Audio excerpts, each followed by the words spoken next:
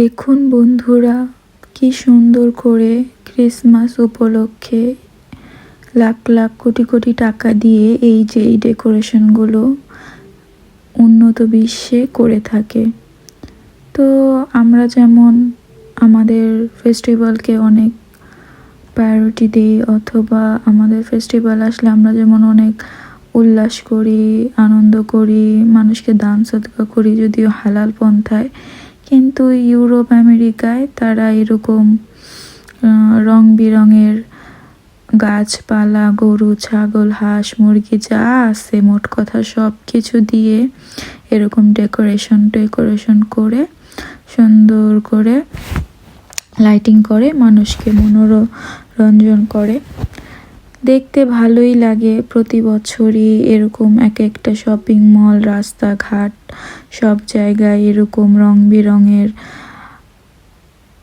Colourful light, তারপরে তো আরও অনেক কিছু তো আছেই।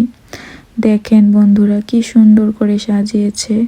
আমার তো খুবই ভালো লাগে এগুলো দেখতে, তাই ভাবলাম আপনাদের সাথেও শেয়ার করি উন্নত বিশ্বে তাদের ফেস্টিভ্যালগুলো তারা কিভাবে উপভোগ করে এবং কোটি কোটি টাকা ব্যয় করে।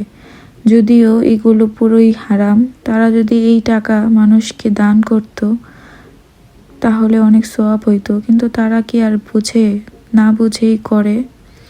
যাই হোক, কেমন লাগলো ভিডিওটি শেয়ার করবেন, কমেন্ট করবেন, অবশ্যই কমেন্ট করবেন, আমার পাশে থাকবেন বন্ধুরা।